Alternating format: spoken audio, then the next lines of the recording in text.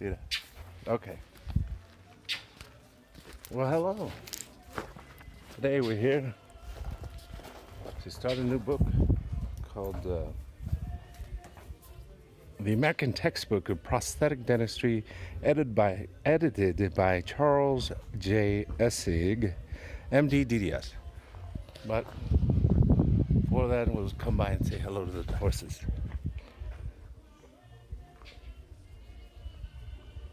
Cool. Yeah, there's one. And got the other one. Sometimes books can get boring. Oh.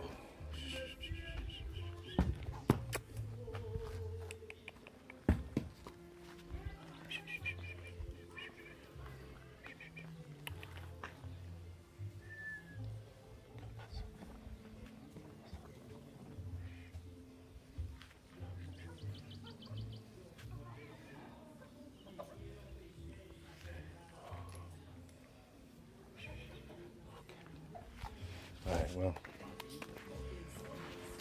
again, the American Textbook of American Prosthetics in Nextipac, Jalisco. Go.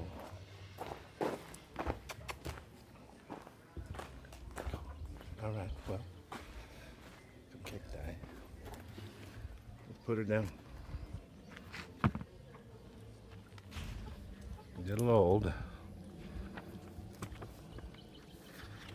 Yeah, she was. Oh, okay. Let's go. We got the list of contributors: Bouchard Henry, MD DDS, Essig Charles, MD DDS, Essig Norman DDS, Evan WW DDS, Goddard CLAM DDS, Molyneux Grant DDS, Ottolinghi Rodriguez MDS. What is an MDS? Anyway, Tees Abler Jr. DDS and Thomas Alton Howard DDS. The American Textbook of Prosthetic Dentistry in contributions by eminent authorities. The horse wants to eat me here. Okay. No, it just wants to. All right. Here we go. Charles Essig, MD DDS. Second edition. It's revised, enlarged, and illustrated with 1,089 engravings. Did you hear that? Okay. Lay Brothers and Company, Philadelphia, New York. You got two places there. There it is. Entered according to the Act of Congress in the year of 1900 by Lee Brothers and Company in the office of the Librarian of Congress as Washington, all rights reserved. Westcott Thompson Electrotypers, Philadelphia. Press of William J. Dordan, Philadelphia. They spell it Filada. Philalada. All right. With the consent of the several contributors, this volume is inscribed as a recognition of the professional eminence and private worth to Louis Jack DDS by his friend and former associate, the editor, September 12th, 1896. That's a couple years ago, before you were around. Chicken. All right. Well, let's turn the page. The preface. The preface to the second edition.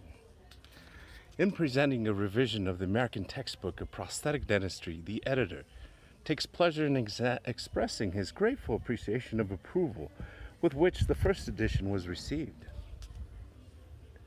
It was prepared to answer the need for comprehensive and authoritative exposition of the principles and practice of the art in its most modern development.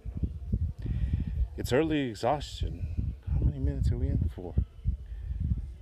Has stimulated the editor and his collaborators to make the second edition in every respect more worthy of the good opinions so freely expressed of its predecessor.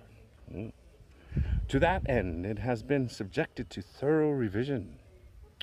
Since 1896, plans, operations, and methods have developed and broadened to an extent unparalleled in the history of dental art, necessitating a material increase in space and rich as the previous edition was in illustrations. The number in the present one will aggregate nearly nearly 1100. Where's it? Okay, nearly 1100. What the heck? Many of which are entirely new and original and designed to elucidate special and particular devices and procedures not heretofore shown in any textbook. These, it is confidently believed, will greatly increase its value as a clear and thorough laboratory manual for the undergraduate student and for the dental practitioner. How many minutes are we in? 6. Okay. There are contained within the pages of this edition descriptions of methods and appliances which a consensus of opinion has declared to be the best that dental prosthetic art has evolved. And it is confidently believed that a mastery of the methods presented will give the student an unusual command of the subject throughout its many branches, lucidity of description, and the greatest number of carefully drawn illustrations that have ever appeared in any work or prosthetic dentistry are the means employed to render the text as clear as words and pictures can make it. In the matter of illustrations, the publishers have most generously aided the editor and contributors until it may safely be stated that all plans, operations, and methods that words might fail to elucidate have been made clear pictorially. It has been the purpose of the editor to describe in detail those principles which are applicable to the greatest number of cases, and to sift from the innumerable devices and operations which have been given to the dental profession, those which have received. And that's page 9 there. So we're going on to page 10. After a thorough test and endorsement, the dogs are good. Let me finish up and then let's at least get through the preface. After a thorough test, the endorsement of continued application by the most skilled and experienced prosthetists,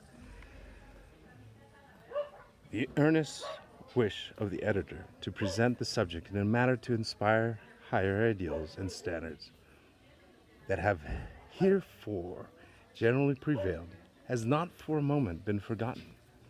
And those who have contributed to the different chapters have labored zealously to describe the most modern methods with thoroughness and precision in technical details, while they have at all times realized that in addition to the mechanical skill and anatomical knowledge required in the successful restoration of function, a high degree of artistic taste and discrimination is also necessary.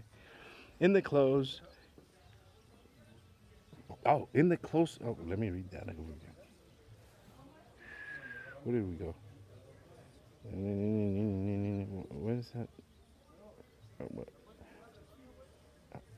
It's one sentence. What? Okay. The earnest wish of the editor to present the subject in a manner to inspire higher ideals and standards that have heretofore generally prevailed has not for a moment been forgotten, and those who have contributed to the different chapters have labored zealously to describe the most modern methods with thoroughness and precision in technical details, while they have at all times realized that in addition to the mechanical skill and anatomical knowledge required in the successful restoration of function, a high degree of artistic taste and discrimination is also necessary in the close imitation of natural organs. The contributors have treated the subject of prosthetic dentistry not as a mere mechanical art, but as something concerning which no constant rules can be prescribed upon which to base its practice. An art which demands for every operation a definite and intelligent plan, and which in the taste, experience, and judgment required is deserving of kinship with the fine arts. Well, I'm going to stop here because people have shown up, I think, and they want to say hello. Who's here? Well, no, I guess they took off. All right. Let's continue. There we go. It is with profound sorrow that the editor learns of the death of his friend and co-worker, Dr. Henry Bouchard, to whose intelligent mind and facile pen is due much of the value of this volume. The chapters assigned him in the preparation of the first edition called forth his first important literary efforts, and the work within its pages, which bears his name, was sufficient to reveal to him the power he possessed, and to the editor his great value as a collaborator. With never flagging enthusiasm, exalted ideals, honesty of purpose, and great versatility, he was a brilliant writer and lecturer, and an accomplished practical dentist, and his later contributions to dental literature show evidences of still greater development of mental power. His death removes one of the most promising of the younger members of the dental profession. A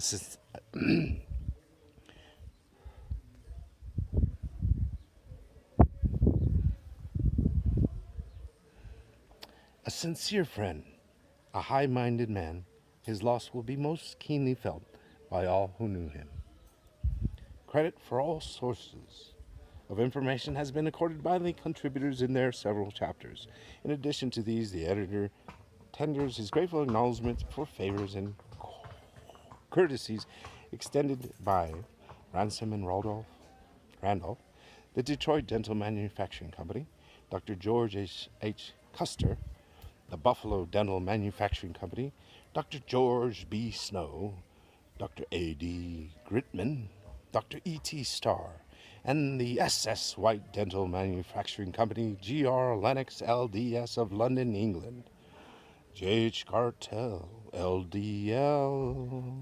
of Penzance, England, and to Norman S. Essig for numerous original drawings furnished by him for the different chapters of this edition. There is where we leave off, and we'll continue. But today, we're going to go play around with the horses.